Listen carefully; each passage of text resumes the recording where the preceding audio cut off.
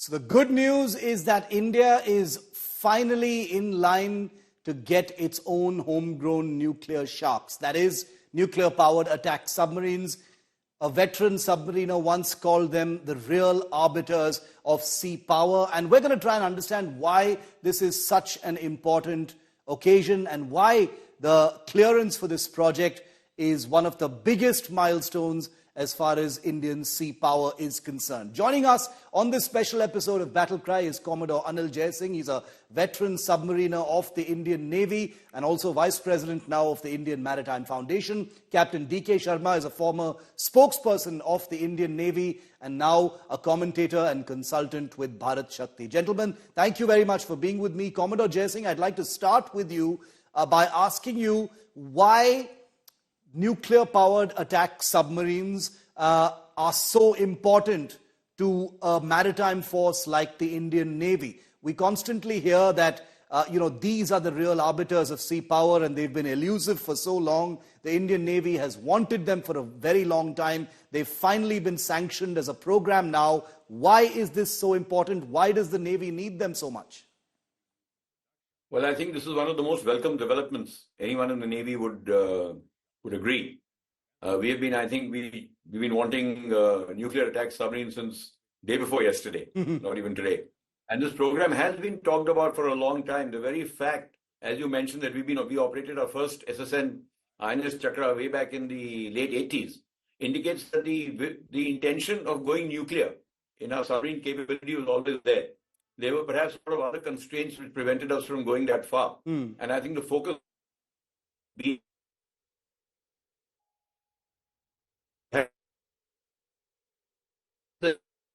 I'll come back to you, Commodore Jai Singh. I think we've lost that audio with you. Let me bring in Captain D.K. Sharma in the meantime. Captain Sharma, will you take that question? Why is this such an important occasion for the Indian Navy? Why has the Indian Navy wanted these submarines for such a long time, sir? Shiv, there is a problem with the audio. I'm not able to hear you. Can you hear me? What a pity. We'll try and... I can hear you. If you can hear me, go ahead, sir.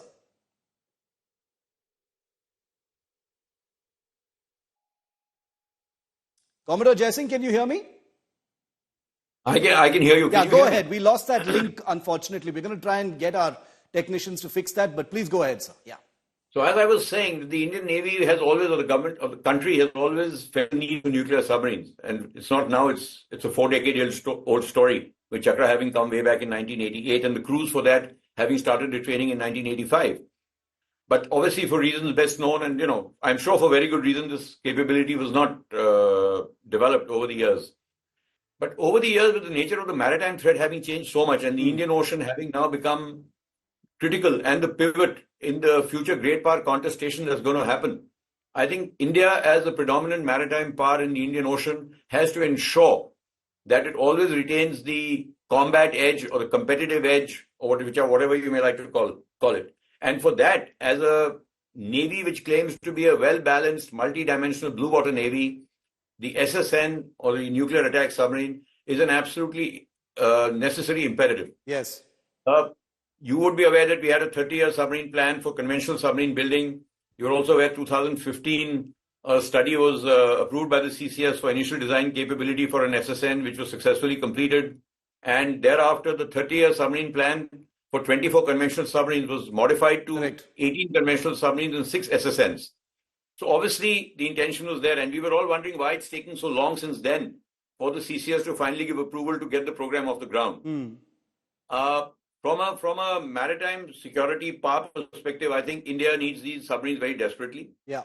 We are a carrier operating Navy. We have to retain the edge, and we are also aware, as you mentioned, that very soon the PLN Navy, which is building nuclear submarine capability very rapidly, they've already got 6, and they intend, how many they actually build, we'll see, but they intend to have 12 to 15 SSNs by 2030. Yeah.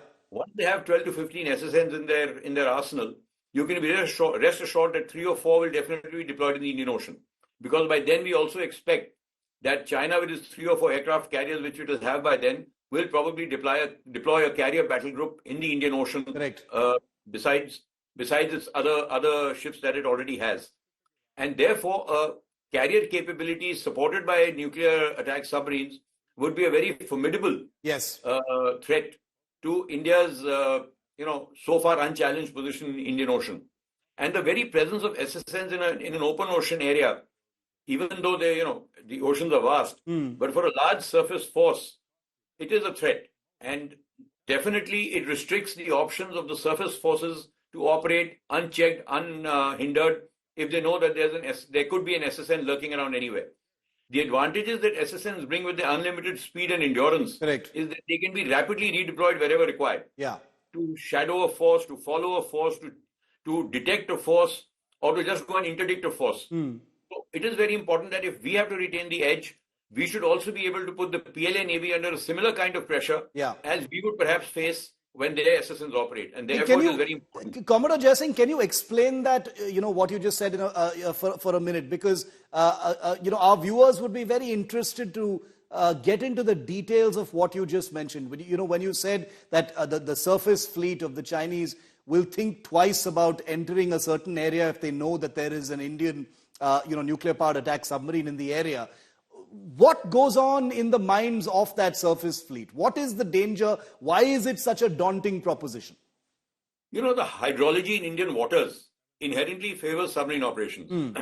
The temperature profile and the sound velocity profile is of benefit because the water gets cooler as we go deeper, benefits the submarine. So a submarine will be able to detect a surface force much before the surface force would be able to detect a submarine.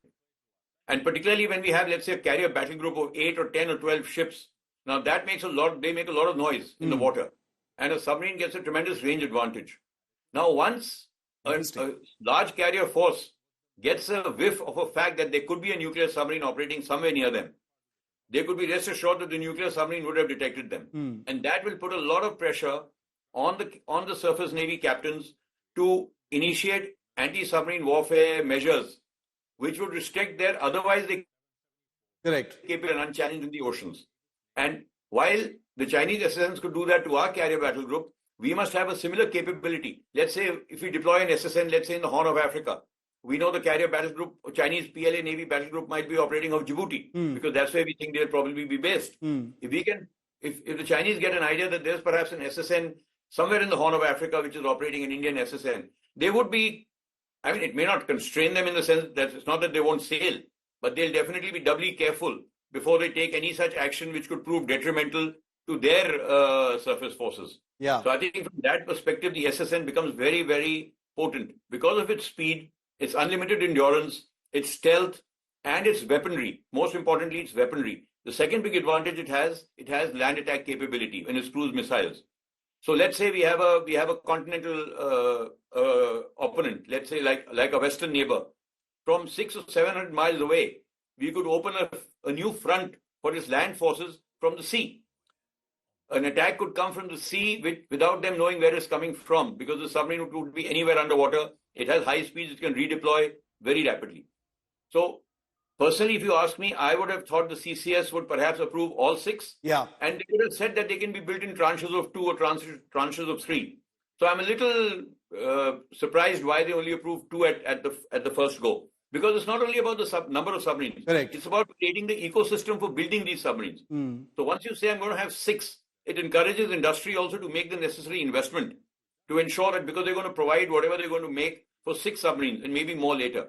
But now in batches of 2, you're not sure when the next 2 will be ordered or when the 2 after that will be ordered. So that could be a little bit of an inhibiting factor in encouraging industry to make the right investment because these are going to be indigenously built submarines. Absolutely. We're not going to use any foreign assistance in them. So from both an industrial and technological perspective, as well as from the force level perspective of the Navy, we know we need 6. The government has sort of tacitly acknowledged we need 6. But to build in tranches of 2 may be a little... Okay.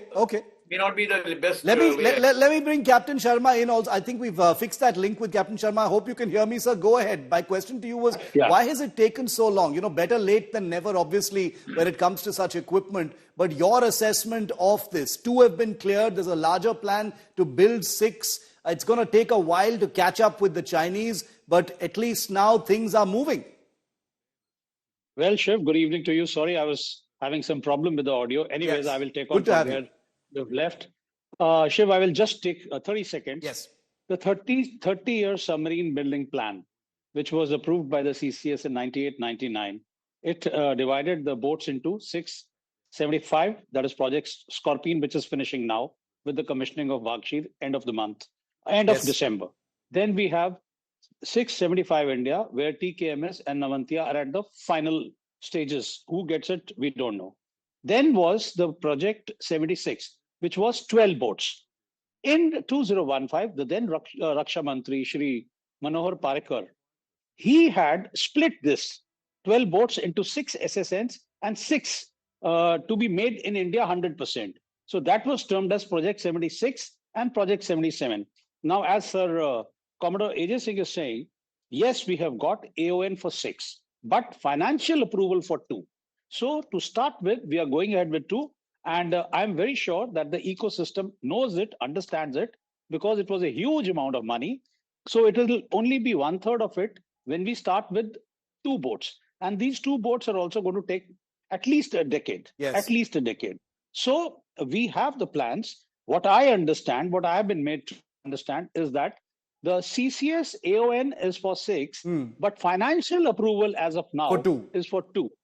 So it will go ahead, and there is no doubt about it. And parallelly, we are also going ahead with Project 76. So insofar as this 24 boats, they will plug in the gaps. Yes, there are capability gaps, but soon you will find, and in building submarines and all, it will take some time. Yeah. But the SSBNs are online, it, S2, S3, S4, S4 Yeah. star. Yes. So things are getting into place.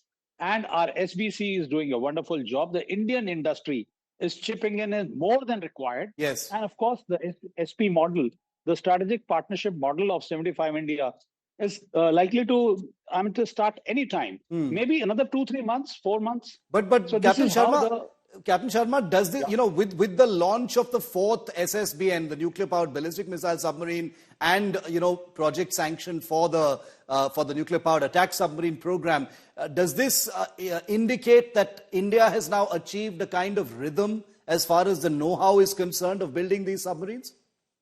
Shiv, there is no doubt about it. You see the speed with which things are happening. Yeah. Of course, it is not in the open domain, and it should not be also. Correct. Because once the boats are getting commissioned, it is being put out by the government of India. But insofar as the speed and the confidence which are, now our constructors, our SBC, the ATV, the private players, everybody is chipping in, and it is happening at a breakneck speed, but it takes time. It's a very, very complex machine, and it takes time. It has to go through various safety checks, and Sir knows it well, Commodore AJ, that the most complex thing which you ever build is a submarine. So it will take time, but then once they are out forever.